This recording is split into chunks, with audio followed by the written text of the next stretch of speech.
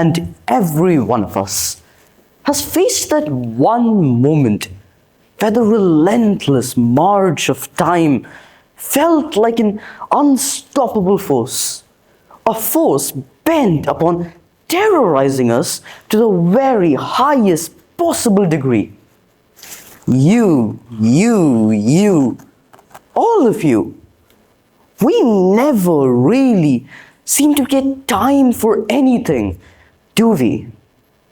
And that's exactly what I'm here for today, to talk about the beautiful art of time management. Now, I know it doesn't sound like much, but let's start with the very basics. What exactly is time management? The word time management refers to your ability to divide your day or your time into separate parts to accommodate everything that you wish to complete. The reason it's called time management is because of the fact that your time isn't infinite. It's a finite resource that needs to be managed. Just as a retailer would manage their supplies, or a business tycoon would manage his or her money, every single person must be able to manage their time. However, a retailer's money can be made once more. So can a businessman's. But no matter how hard any single one of us try, we can never, ever replenish time once lost. The main focus of managing your time is improving efficiency. Being able to know exactly how much time you have for a task and completing that task within the set time period is key to achieving that improved efficiency. Now, this newfound ability to clear up space on your daily schedule for all your other passions can not only improve your mental well-being, but also your productivity, your positivity, your confidence, your creativity, your success. And all in all, it would allow you to continue progressing in your life. Managing your time provides you with a lot more than just greater mental well-being. It allows you to bring order and principle to your life. But most importantly, it allows you to build and nurture your character, your personality, your mind. You see, time is the soil of our lives. Whatever we plant in it, whether chaos or clarity, it will grow. When we mismanage our time, we uproot and hinder our ability to cultivate balance and purpose in our lives. However, when we use it just right, we lay the foundation, the very foundation for greater personal growth and a deeper sense of fulfillment. Now, how exactly do we get the so-called time management skill? Before we dive deeper into any of that, we must talk about the one single reason almost every one of us failed during our first attempts. That one reason being procrastination. Who here has heard about procrastination? Raise your hands. Yeah, see, most of us have. But for the sake of those who haven't, procrastination is basically putting off or delaying an activity for no concrete reason. Let's take an example. This here is Sam. Sam has a project to submit in 2 weeks. But Sam doesn't enjoy doing this project. Oh no, Sam despises it. So what does Sam do? Sam keeps putting it off day after day. Because 2 weeks is more than enough time, right? Right? Wrong. Because at 2 weeks, eventually Sam realizes that it's all gone. This is procrastination. Sam had all the time in the world, but he kept putting off his activity to the very last minute. And then there was nothing he could do. Procrastination is the greatest enemy of a human attempting to manage their time. In order to manage your time, you must have a set schedule, a set time and date for every single activity. But when you begin to procrastinate, you slowly push these activities further and further down your schedule until eventually they fall off the ledge, on to the next day and the day after, until all of your efforts fall straight down into the drain.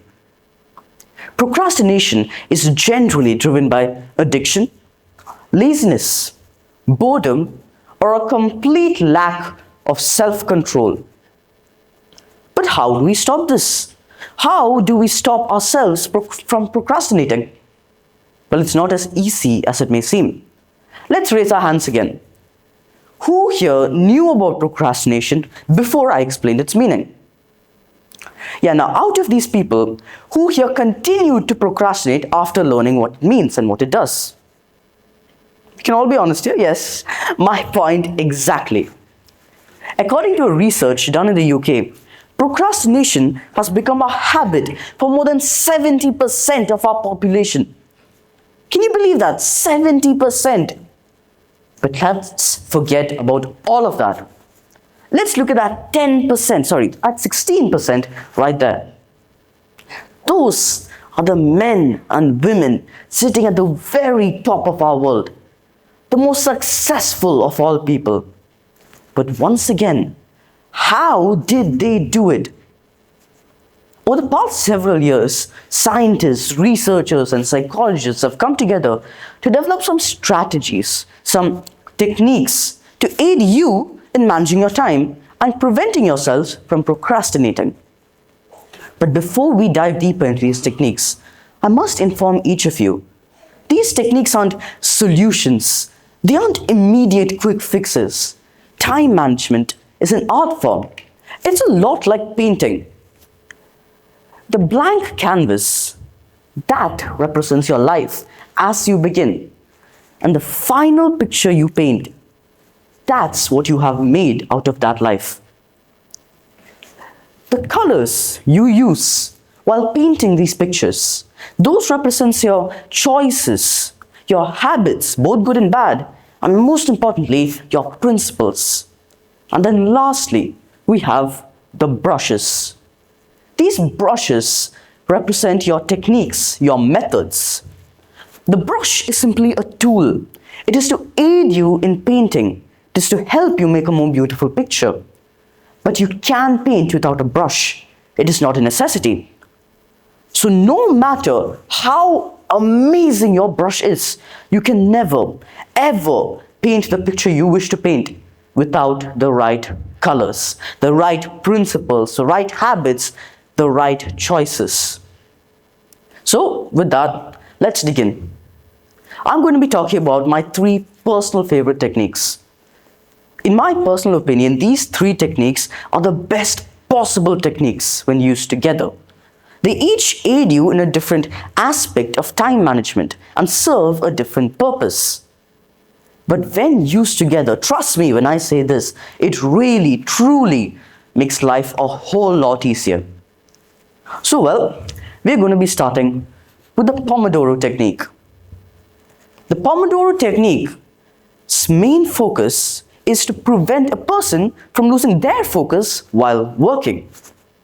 How it functions is, you take your working time and you divide it into 25-minute periods. And after each period, you have a 5 to 10-minute interval.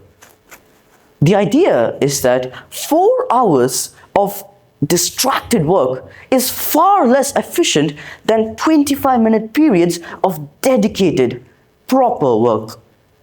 The reason the Pomodoro Technique is so effective is because of the fact that while sitting for a full 4 hours, as humans, our mind starts to wander. We start to think unrelated thoughts, and we start to dwell in ideas, existential crisis. We don't know what we are doing, except that we are not working, that is. So what do we do? What the Pomodoro Technique does is that the moment our mind begins to wander off, the moment we start to procrastinate, boom, we get 5 to 10 minutes to completely cool off, to indulge in any passions that might distract us during our working time. And after those 5 to 10 minutes, you are back again for a proper dedicated work. Out of the 3 techniques I will be talking about today, this is my personal favorite, as I've used it in every instance of my life, from preparing for my final exams to writing this very speech. Next, we have the Eisenhower Matrix. Now I know it sounds very complex, doesn't it? But out of the 3 techniques I'm going to be talking about, this is by far the easiest.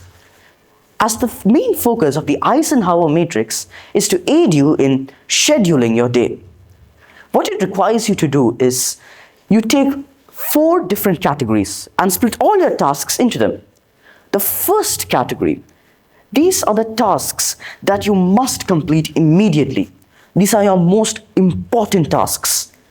The second category, these are the tasks you schedule for later. Remember, I said schedule, not postpone. Postponing is similar to procrastinating. When I say schedule, I mean you will and have to set a time and date in the near future when you will complete that task. Thirdly, we have the tasks you can delegate to others, tasks you need not do yourself. And lastly, these are the tasks that waste your time, tasks that can be discarded. But Reuben, how do you figure out which tasks have to be completed now? Which are more important than the other? That's where our final technique comes into play. The Pareto Principle. The main focus of the Pareto Principle is to aid you in prioritizing your tasks. The Pareto Principle functions on the theory that 80% of the results you attain come from only 20% of the effort that you have put in. In layman's terms, there are a few vital tasks that need to be completed. These tasks represent about 20% of your total daily tasks. But upon completing these tasks, you will have resulted in about 80% of your project's completion. However, to identify and work upon these tasks, that requires skill and practice. But trust me, it is worth it. This, my dear friends, is just the beginning. Time management doesn't simply come from following a single technique for a single day. No matter how long I stand here talking about different time management techniques, nothing will change in your lives until you put in the effort to stick to your schedule, your techniques, and your practices. Because if there's one thing that is absolutely essential to achieve any level of time management capability, it's consistency. You may not get it the first time, or the second, or the third, but like every other art form, time management must be practiced, refined, and perfected for it to be of any use to any of you. With that, my talk has now come to a close. Time, my dear friends, is your greatest resource. But you cannot manage your time if you do not value it. So the next time you begin to slip into the clutches of procrastination, remember, as the English poet Geoffrey Chaucer once said, "Time and tide wait for no man." Your ability to manage this time of yours defines who you are as a person and how you have nurtured your mind and personality. Our lives are limited, so let's make the very best of it. Thank you and have a great day.